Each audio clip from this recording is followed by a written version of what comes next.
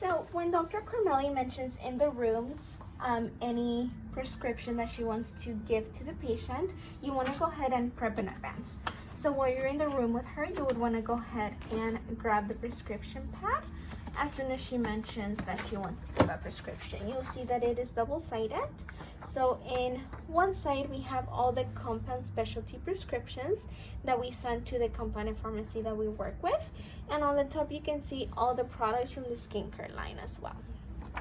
On the other side, we have orals and topicals that we actually also have an in-house pharmacy that we can go ahead and get them here in office or get them shipped from our office for their convenience.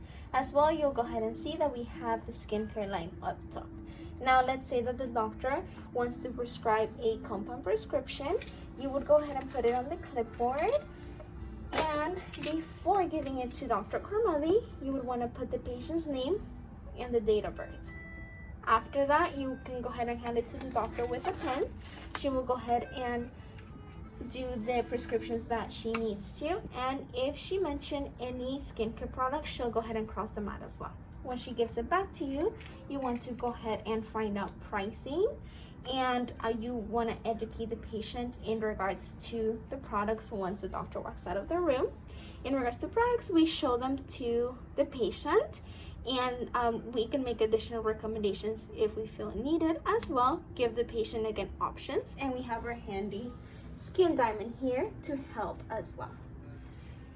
Once we have the prescriptions and the patient is okay with taking them, we're gonna go ahead and have them sign here, date it, and we're gonna confirm that the address we have on file is the one that they want the prescription shipped to. We cannot ship the pharmacy cannot ship outside of California.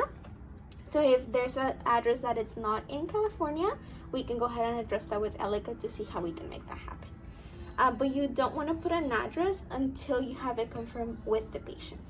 As far as for the other side, you would want to go ahead and if Dr. Kormeili makes her recommendation and prescriptions, let's say she has one topical and one oral, you would, before handing it to her, write the patient's name, date of birth. Again, here she might make more recommendation on skincare products.